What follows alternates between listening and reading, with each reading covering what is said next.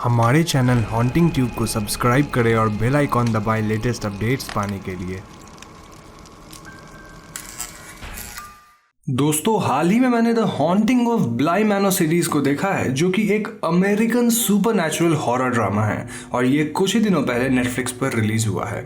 इस शो को माइक फ्लैनेगन ने क्रिएट किया है और ये 1898 में हेनरी जेम्स के द्वारा लिखे गए novella the turn off the screw से इंस्पायर्ड है। इस शो में 9 एपिसोड्स हैं और इन्हें 7 लोगों ने मिलकर डायरेक्ट किया है, जिनके नाम हैं Mike Flanagan, Karen Foy, Liam Gavin, Yolanda Ramke, Ben Howling, Axel Carolyn और E.K. कट्स।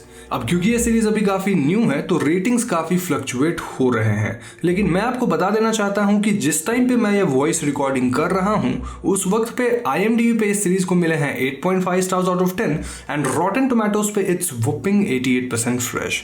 तो आज के इस वीडियो में मैं आपको द हॉन्टिंग ऑफ ब्लाई मैनर के पहले 5 एपिसोड्स की कहानी को ब्रीफली एक्सप्लेन कर दूंगा और अगले 4 एपिसोड्स को मैं नेक्स्ट वीडियो में थियरीज के साथ प्रेजेंट करूंगा। यहाँ मैं आपको बता दूं कि अगर आप हेनरी जेम्स के नोवेल की स्टोरी को ब्रीफली जानना चाहते हैं तो उसे मैंने एक दूसरी वीडियो में ऑलरेडी कवर कर दिया है, जिसका लिंक आपको डिस्क्रिप्शन बॉक्स में मिल जाएगा। Now before I start this video, मैं आपको बताना चाहूंगा कि द हॉन्टिंग ऑफ ब्लाई मैनर एक बहुत ही खूबसूरत हॉरर सीरीज है and I would highly recommend कि आप इसे नेटफ्लिक्स पे जरूर देखें, क्योंकि लेट्स बी ऑनेस्ट, एक्सप्लेनेशन कितनी भी अच्छी हो, इस सीरीज को खुद से देखने का जो मजा है वो किसी एक्सप्लेनेशन में हो ही नहीं सकता। So now with that said, let's roll the intro.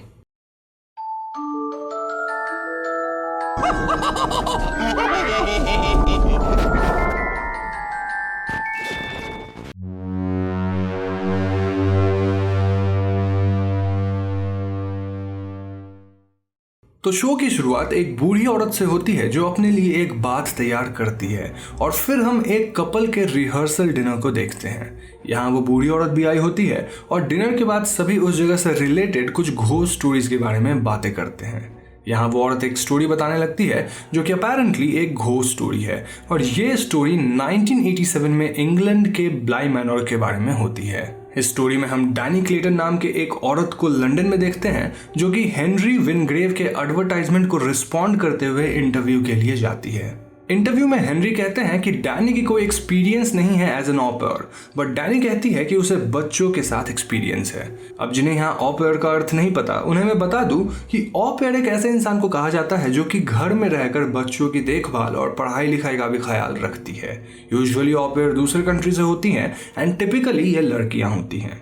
Anyways, इस जॉब में डैनी को एज एन ऑपेयर फ्लोरा और माइल्स नाम के 2 बच्चों का ख्याल रखना था, लेकिन हम देखते हैं कि डैनी को जॉब नहीं मिलती। डैनी को देखकर लगता है कि वो ये जॉब एज एन स्केप लेना चाहती थी क्योंकि something in her past haunted her. Anyways, बाद में डैनी हेनरी को एक बार में देखती है जहां हेनरी उसे बताता है कि उनकी पिछली ऑपेयर की मौत हो गई है और इसीलिए इस जॉब को लेकर लोगों के मन में स्टिग्मा है। इतना ही नहीं, उन दोनों बच्चों के पेरेंट्स भी अब नहीं रहे और डैनी कहती है कि वो क्वालिफाइड है उन दोनों बच्चों की देखभाल करने के लिए, जिसके बाद फाइनली उसे वो जॉब मिल जाती है। डैनी अपनी मॉम को फोन करके इसके बारे में बताती है और हम भी देखते हैं कि डैनी को बार बार मिरर्स वगैरह में एक घोस्टली फिगर दिखाई देता रहता है और इसीलिए वो मिरर्स को कवर करके रखती है, पर ये कौन है वो हमें आगे पता चलेगा। खैर, डैनी ब्लाई मैनर पहुंचती है और उस जगह के शांति और ब्यूटी को देखकर खुश हो जाती है। डैनी को लंदन से ब्लाई तक ओवन नाम का एक इंसान लेकर आया था जो कि अपेरेंटली यहाँ का कुक भी था। यहाँ उसकी मुलाकात फ्लोरा और माइल से भी होती है अलॉन्ग विथ मैनर की हाउसकीपर मिसेस ग्रोस, और क्योंकि ये सब की पहली मीटिंग थी तो there was an awkward politeness. खैर, डैनी अपने रूम में जाती है और तब वो माइल्स को क्रीपीली उसे चेंज करते हुए देखते पकड़ लेती है, पर माइल्स कहता है कि वो उसे वेलकम करने और एक गिफ्ट देने आया था जो कि बटरफ्लाई हेयर क्लिप था। अब हम व्यूअर्स डैनी को मैनर में सेटल होते देखते हैं। वो फ्लोरा की देखभाल करती है और फ्लोरा डैनी के हेयर क्लिप को देखकर नाखुश होती है क्योंकि वो डैनी का नहीं था, असल में वो उनके पिछले ऑपेयर मिस जेसल का था। इसके अलावा जब डैनी फ्लोरा के डॉल हाउस को देखती है तो वहां उसे ढेर सारे क्रीपी डॉल्स दिखते हैं और जब वो ड्रॉर्स के नीचे से एक डॉल को उठाती है तो फ्लोरा उसे वापस रखने बोलती है। फ्लोरा डैनी से कहती है कि वो रात को अपने रूम से बाहर ना निकले, लेकिन रात में डैनी सो नहीं पाती और किचन में जाती है। यहाँ हम एक फिगर को देखते हैं जो कि डैनी पर नजर रखे हुए होता है। एनीवेज, अगली सुबह फ्लोरा डैनी से नाराज होती है क्योंकि उसने रात में अपना रूम छोड़ दिया था, लेकिन दोस्तों इट वॉज वेरी स्ट्रेंज क्योंकि फ्लोरा को इसके बारे में कैसे पता चला। फ्लोरा डैनी से कहती है कि उसे अपने रूम में रहना होगा, स्पेशली एट नाइट, ताकि वो लेडी उसे देख न ले, और ये लेडी कौन है वो हमें आगे पता चलेगा। दूसरी तरफ माइल्स डैनी को एक स्पाइडर से डराने की कोशिश करता है, but it does not work, और डैनी माइल्स को उसके बोर्डिंग स्कूल के प्रॉब्लम्स के बारे में पूछती है। लेकिन दोस्तों माइल्स यहाँ थोड़ा अपसेट हो जाता है। इसके बाद डैनी मैनर में एक स्ट्रेंज आदमी को देखती है जिसे वो वेव करती है, पर वो आदमी रिस्पॉन्ड नहीं करता। डैनी घर में घर की हाउसकीपर मिसेस ग्रोस, मैनर की गार्डनर जेमी और वहां के कुक ओवेन से मिलती है, और वो उनसे उस आदमी के बारे में पूछती है। लेकिन इन लोगों का कहना था कि वहां और कोई रहता ही नहीं है। वो सभी डैनी को मिस जेसल के मौत के बारे में भी बताते हैं, और डैनी इससे थोड़ा परेशान होती है। अब दोस्तों इस पॉइंट पे हम एक वियर्ड पैटर्न नोटिस करते हैं, और वो ये कि मिसेस ग्रोस कभी खाना नहीं खाती थी और वो हमेशा बहाना बनाकर चली जाती थी। पर इसके पीछे रीजन क्या है वो हमें बाद में पता चलेगा। खैर, ब्रेकफास्ट के बाद डैनी उस जगह जाती है जहां उसने उस आदमी को देखा था, और वहां उसे फ्लोरा की सेल्फ मेड डॉल मिलती है, जिसे फिर बाद में वो मिसेस ग्रोस को मैनर के पास चर्च में दिखाती है। मिसेस ग्रोस डैनी को बताती है कि कैसे मिस जेसल मैनर के पास वाले लेक में डूबकर मारी गई, और कैसे उसकी बॉडी फ्लोरा को मिली थी, जिसके बाद फ्लोरा बहुत बुरी तरह अफेक्ट हो गई।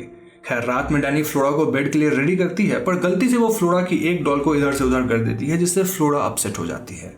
माइल्स फिर वहां आकर डैनी को कपबोर्ड रूम से एक फैन निकालने बोलता है, और जैसे ही डैनी कपबोर्ड में जाती है, दोनों बच्चे डैनी को उस कपबोर्ड रूम में लॉक कर देते हैं। डैनी चीखती है, पर बच्चे कहते हैं कि वो डोर को खोल ही नहीं पा रहे हैं, और तभी डैनी को वहां रखे एक मिरर में वही घोस्टली फिगर दिखता है जिसे वो कवर कर देती है। कुछ देर बाद बच्चे डैनी को रूम से अनलॉक कर देते हैं, और डैनी उन्हें गुस्से में सोने कहती है। डैनी को मैनर में कुछ मडी फुटप्रिंट्स मिलते हैं, और वो उन्हें फॉलो करके बाहर जाती है। उसे लगता है कि ये सब बच्चों ने किया है, और वो दोनों बच्चों को मैनर में अपने रूम्स में विंडो के पास देखती है। एपिसोड 1 यहाँ खत्म हो जाता है।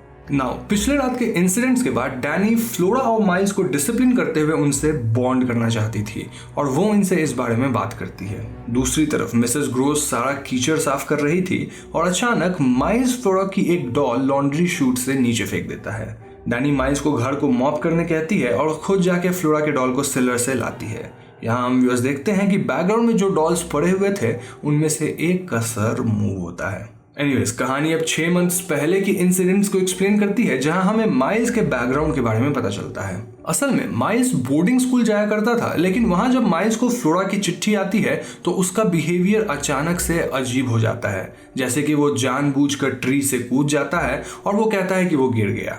माइल्स एक स्टूडेंट के साथ फाइट करने लगता है, और वो उसे चोक कर देता है, और फाइनली वो एक इनोसेंट बर्ड को मार देता है, जिससे उसे स्कूल से एक्सपेल कर दिया जाता है। ये सब देखकर ऐसा लगता है कि माइल्स जानबूझकर ऐसी हरकतें कर रहा था, और ये तब प्रूव हो जाता है जब हम माइल्स को भेजे उस लेटर को देखते हैं जिसमें फ्लोरा ने लिखा था कम होम, यानी कि माइल्स जानबूझकर एक्सपेल हुआ ताकि वो फ्लोरा के पास ब्लाई मैनर जा सके। दूसरी तरफ हमें डैनी के पास्ट के बारे में कुछ हिंट्स मिलते हैं, जैसे कि एक टूटा हुआ ग्लास जिसे देखकर डैनी दुखी हो जाती है, और उसे मिरर में वही घोस्ट बार बार दिखता है। माइल्स का बिहेवियर भी काफी क्रीपी होता है, और वो डैनी को गार्डन से फ्लावर्स देकर माफी मांगता है, और वो कहता है कि फ्लोरा मिस जेसल को मिस करती है। नाउ माइल्स ने फ्लावर निकालने के लिए गार्डन की बुरी हालत कर दी थी, जिससे जेमी गुस्सा होती है, पर डैनी उसे काम करने की कोशिश करती है। उस रात डैनी माइल्स और फ्लोरा के साथ हाइड एंड सीक खेलती है, और हम मैनर के एक रूम में एक औरत को देखते हैं। एंड मीनवाइल डैनी को एक फैमिली फोटो मिलती है, जिसके बाद उसे म्यूजिक सुनाई देती है। डैनी मैनर के फॉरबिडन रूम में जाती है, जो कि बच्चों के पेरेंट्स का था, और उसे वहां एक म्यूजिक बॉक्स मिलता है। इसी बीच फ्लोरा एक गाना गा रही होती है, और बैकग्राउंड में हम एक घोस्ट को देखते हैं जिसे फ्लोरा चुप रहने कहती है, which was so creepy and weird. अचानक से माइल्स डैनी के पीछे आ जाता है, और वो डैनी को चोक करता है, जिसके बाद वो भाग जाता है। डैनी अब परेशान हो गई थी, और वो माइल्स और फ्लोरा को बुलाने लगती है, और तभी विंडो के ग्लास में उसे एक आदमी दिखता है, जो कि वही आदमी था जिसे उसने पहले मैनर के बालकनी में देखा था। डैनी बाहर जाती है टू चेक, और पुलिस को बुलाने की धमकी देती है, और इसी बीच माइल्स विंडो के पास बेहोश हो जाता है। डैनी मिसेस ग्रोस को उस आदमी के बारे में बताती है, और जब माइल्स को होश आता है तो उसे विंडो में वही आदमी दिखता है, एंड एपिसोड 2 यहाँ खत्म हो जाता है। इस एपिसोड के कुछ सीन्स में हम हैना यानी मिसेस ग्रोस को वॉल्स पर एक पैटर्न के क्रैक्स को देखते हुए पाते हैं, पर इट वाज वियर्ड क्योंकि ये क्रैक्स सिर्फ हैना को दिख रहे थे, और ऐसा क्यों है वो हमें आगे के एपिसोड्स में पता चलेगा। खैर, पिछले एपिसोड्स के इंसिडेंट के बाद हम माइल्स को होश में आते देखते हैं, जिसके बाद डैनी और हैना रिलीव्ड होते हैं। असल में जिस आदमी को डैनी और माइल्स ने देखा था वो पीटर क्विंट था और वो पहले हेनरी विनग्रेव, जो कि बच्चों के अंकल थे, उनके लिए काम करता था। डैनी और हैना पुलिस से बात करते हैं और वो पीटर की एक फोटो पुलिस को देते हैं टू सर्च फॉर हिम, क्योंकि इनिशियल चेकिंग के वक्त उन्हें मैनर के आसपास कोई नहीं मिला था। डैनी फिर भी ग्राउंड्स को चेक करने जाती है और जेमी भी यही करने जाती है। दूसरी तरफ ओवेन और हैना को लगता है कि पीटर अभी भी जिंदा है और वो रेबेका के लिए शायद वापस आया है। उसी समय मैनर पे स्ट्रेंज कॉल्स भी आते हैं और उन्हें लगता है कि ये पीटर कर रहा है। अब दोस्तों यहाँ हमें पता चलता है कि पीटर क्विंट ने हेनरी से काफी पैसे चुरा लिए थे, ऑलमोस्ट £250,000, जिसके बाद वो भाग गया था। और इतना ही नहीं, पीटर और मिस जेसल रिलेशनशिप में भी थे। पीटर के गायब होने के बाद ही मिस जेसल ने लेक में डूबकर अपनी जान दे दी थी। खैर, उसी रात डैनी को एक ब्लडीड हाथ दिखता है, जो कि असल में उसका हेलुसिनेशन था, और हमें हिंट मिलता है कि डैनी के पास्ट में कुछ ट्रैजिक जरूर हुआ था। हमें कुछ और हिंट्स मिलते हैं जिससे ये पता चलता है कि Dani and Jamie were bonding and so were Owen and Hannah. हम हैना को चर्च में जाकर 4 कैंडल जलाते देखते हैं फॉर द डेड। यहाँ कहानी 1 साल पहले के कुछ इंसिडेंट्स को दिखाता है और हम देखते हैं कि कैसे पीटर ने रेबेका जेसल का इंटरव्यू लिया था और उसी ने रेबेका को ब्लाई मैनर लाया था। रेबेका माइल्स और फ्लोरा से मिलकर खुश थी और उसे मैनर में रहना अच्छा लगता था। धीरे धीरे पीटर और रेबेका क्लोज होने लगते हैं, पर जल्द ही पीटर का पॉजिटिव साइड रेबेका को देखने मिलता है, जिससे वो गुस्सा हो जाती है। लेकिन पीटर अपने चार्म से और विनग्रेव्स के कुछ पुराने पोजेशंस चुरा कर रेबेका को देता है and tries to win her back. Peter Rebecca के कुछ पिक्चर्स लेता है और तभी हैना वहां आ जाती है। हैना को पीटर पहले से ही पसंद नहीं था और क्योंकि पीटर इस वक्त विनग्रेव्स के पोजेशंस को यूज कर रहा था, तो हैना पीटर को वार्न करती है।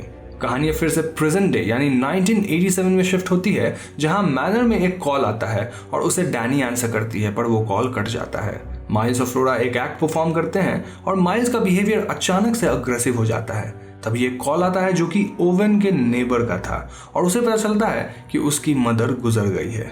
सबके जाने के बाद डैनी को वो घोस्टली फिगर फिर से दिखता है और डैनी इस बार एंग्विश में चिल्लाने लगती है। एपिसोड 3 की कहानी यहीं पर खत्म होती है। दोस्तों, इस एपिसोड में जब फ्लैशबैक दिखाया गया था तो उस वक्त हम एक इंटरेस्टिंग चीज नोटिस करते हैं कि पीटर का माइल्स के ऊपर बहुत ज्यादा इन्फ्लुएंस था और माइल्स उसकी बात बहुत इजीली मानता भी था। खैर, अगले एपिसोड में हमें डैनी के बैक स्टोरी के बारे में पता चलता है और हम फाइनली जान पाते हैं कि डैनी किसका घोस्ट बार बार देखती थी। हम व्यूअर्स को पता चलता है कि डैनी एडमंड नाम के एक आदमी से एंगेज थी और वो दोनों चाइल्डहुड स्वीटहार्ट्स थे, पर एंगेजमेंट के प्रेशर से डैनी रियलाइज करती है कि वो एडमंड से शादी करना नहीं चाहती। डैनी के ऊपर सिर्फ एडमंड ही नहीं बल्कि एडमंड के फैमिली का भी प्रेशर था, क्योंकि डैनी को एडमंड की फैमिली बहुत ज्यादा प्यार करती थी और जब भी कभी ऐसा होता है तो लोग काइंड ऑफ ऑब्लाइज्ड फील करने लगते हैं। लेकिन दोस्तों, फाइनली एक डिनर के दौरान डैनी एडमंड को बताती है कि वो उससे शादी करना नहीं चाहती और ये बात सुनकर एडमंड एकदम अपसेट हो जाता है और वो रेस्टोरेंट से बाहर निकल जाता है। वो अपने कार में डैनी से बातें करता है और जब वो कार से बाहर निकलता है तो एक बस से उसकी टक्कर होती है, जिससे एडमंड बहुत सीरियसली इंजर्ड होता है। एडमंड को हॉस्पिटल लाया जाता है पर वो हॉस्पिटल में ही दम तोड़ देता है। तो बेसिकली इट वाज एडमंड का ghost, but more precisely Dani के मेमोरीज जो कि उसे हॉन्ट करते हैं, क्योंकि she was feeling guilty after Edmund's death. इसी से भागने के लिए वो ब्लाई मैनर में जॉब ले ली थी और जो भी मिरर में उसे दिख रहा था वो बस उसकी ब्रेन की मैनिफेस्टेशन थी। मतलब वो रियल घोस्ट नहीं थी, बस एक घोस्टली फिगर थी जो कि उसके ब्रेन के इनसाइड थी, क्योंकि डैनी बहुत ज्यादा ट्रॉमेटाइज थी। खैर, इसी बीच हम जानते हैं कि ओवेन अपनी माँ का फ्यूनरल रखता है जहां जेमी आती है और डैनी डिसाइड्स टू रेस्ट, क्योंकि वो अपने पास्ट से अभी भी स्ट्रगल कर रही थी। हैना भी इस फ्यूनरल को अवॉइड करती है और रात को सब डिनर साथ में करते हैं, जहां फ्लोरा ओवेन को कहती है कि dead does not mean gone, so don't be sad. Miles का behaviour on the other hand बहुत ही अग्रेसिव होता है, जिसके बाद डैनी उसे सोने जाने कहती है। डैनी फ्लोरा को बेड के लिए रेडी करने के बाद उसके डॉल हाउस को देखती है और फ्लोरा उसे अरेंजमेंट को ना बिगाड़ने कहती है। डैनी यहाँ नोटिस करती है कि फ्लोरा बार बार हवा में देखती है एज इफ वहां कोई है जिसे सिर्फ फ्लोरा देख सकती है, पर फ्लोरा डैनी को इग्नोर कर देती है। फ्लोरा और माइल्स के सोने के बाद ओवेन, हैना, डैनी और जेमी कैंप फायर के पास बैठते हैं और हम उन्हें बॉन्ड करते देख पाते हैं। ओवेन हैना से कन्फेस करता है कि ही इज ऑलमोस्ट रिलीव्ड कि उसकी मॉम अब जा चुकी है, क्योंकि वही थी जिन्होंने आज तक ओवेन को कंट्री साइड से बांध कर रखा था as she was very ill. Precisely बात की जाए तो ओवेन की मॉम को डिमेंशिया था।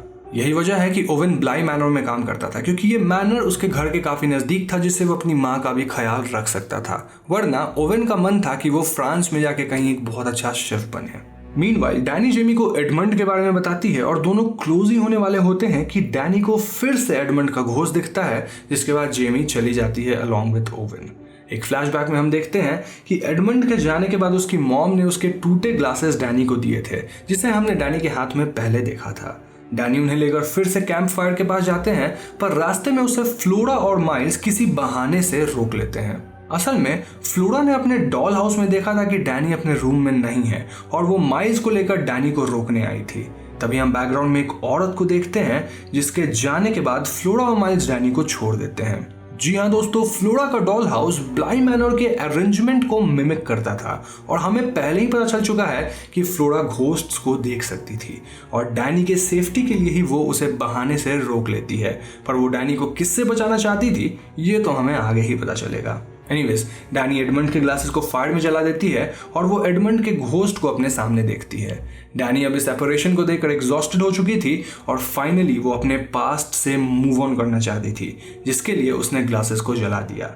एपिसोड 4 यहाँ खत्म हो जाता है। तो दोस्तों, अब तक तो आप समझ ही चुके होंगे कि इस शो के हर एक एपिसोड में हमें एक कैरेक्टर के स्टोरी के बारे में डिटेल में बताया जाता है और इस एपिसोड का फोकस हैना पर यानी मिसेस ग्रोस पर है। यह एपिसोड आपको काफी कंफ्यूजिंग लग सकता है, लेकिन इसके एंड तक आपको सब कुछ क्लियरली समझ आ जाएगा। हम हैना या फिर मिसेस ग्रोस को कैंप फायर के पास ओवन के साथ ड्रिंक करते देखते हैं और तभी जेमी आकर ओवन को घर लेने आती है। इसके बाद हम हैना को ओवन का इंटरव्यू लेते देखते हैं और ये तब की बात थी जब ओवन पहली बार ब्लाई मैनर में कुक के पोजीशन के लिए आया था। हैना बहुत नर्वस होती है और उसे किसी के पुकारने की आवाज आती है और जब हैना उस आवाज को फॉलो करती है तो वो खुद को विनग्रेव्स को ब्लाई मैनर में उनके समर वेकेशन के लिए वेलकम करते पाती है। वो फिर घर के अंदर जाती है बट शी वॉज कंफ्यूज और वो बाहर जाकर चिल्लाने लगती है। यहाँ फ्लोरा और माइल्स की माँ शार्लेट हैना को मैनर के अंदर इन्वाइट करती है फॉर अ ड्रिंक। अब यहाँ ये मोमेंट्स मोर प्रिसाइजली हैना की ये मेमोरीज शिफ्ट होने लगते हैं एंड आई वुड सजेस्ट कि आप इसे पेशेंटली समझें। अगले सीन में हम माइल्स को जेमी को परेशान करते देखते हैं और जेमी माइल्स पर गुस्सा करती है। हैना का हेड अचानक से पेन होने लगता है और वो खुद को ओवन के साथ कैंप फायर में वापस पाती है और फिर अचानक से वो मैनर को क्लीन करते हुए खुद को पाती है जब रेबेका और पीटर आर्ग्यू कर रहे होते हैं। यहाँ हैना को वॉल्स पर फिर से वो क्रैक दिखता है बट वो गायब हो जाता है। हैना मैनर के बाहर जाती है और रेबेका को वहां देखती है बट सडनली खुद को ओवन का इंटरव्यू लेते हुए पाती है। वो ओवन से पूछती है कि ये तो हमने पहले भी किया है, पर ओवन कहता है कि they need to do it again. उनका कॉन्वर्सेशन स्ट्रेंज हो जाता है और ओवन चिल्लाने लगता है, जिसके बाद हैना खुद को एक और मोमेंट में पाती है जब वो माइल्स को स्मोक करते हुए पकड़ती है। हैना माइल्स को स्मोक ना करने के लिए कहती है और एज ए व्यूअर हमें माइल्स का बिहेवियर बहुत ही क्रीपी लगता है। नेक्स्ट सीन में हम हैना को चर्च में जाते देखते हैं जहां शार्लेट होती है और वो हैना से मैनर में रहने के लिए कहती है। वो दोनों हैना के हस्बैंड सैम को डिस्कस करते हैं और ऐसा लगता है कि हैना और सैम की रिलेशनशिप ठीक नहीं थी। तभी अचानक से हैना को वहां रेबेका बैठी मिलती है इन प्लेस ऑफ शार्लेट और हैना रेबेका को पीटर के बारे में वार्न करती है बट रेबेका इग्नोर्स हर। हैना चर्च से जाने की कोशिश करती है पर वो जा नहीं पाती और अगेन वो माइल्स को वहां स्मोक करते देखती है। सीन अब शिफ्ट होकर किचन को दिखाता है जहां ओवन वाज कुकिंग और पीटर वहां रेबेका को लेने आता है।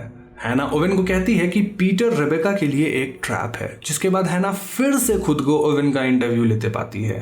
हैना एंड हम व्यूअर्स दोनों बहुत कंफ्यूज होने लगते हैं और इस बार ओवन एक सिनिस्टर तरीके से बात करता है जो कि काफी क्रीपी लगता है।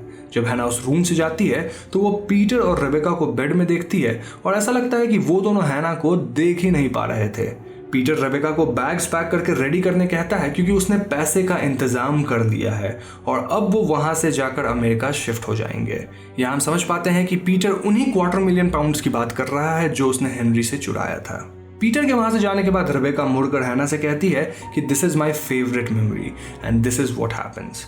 इस सीन के बाद हमें क्लियरली मालूम पड़ जाता है कि जो हैना एक्सपीरियंस कर रही है वो सिर्फ मेमोरीज हैं। हैना रूम के बाहर जाती है और वो पीटर को विनग्रेव्स के घर से ज्वेलरी चोरी करते देखती है, जिसके बाद पीटर माइल्स और फ्लोरा को देखता है और उन्हें सोने कहता है।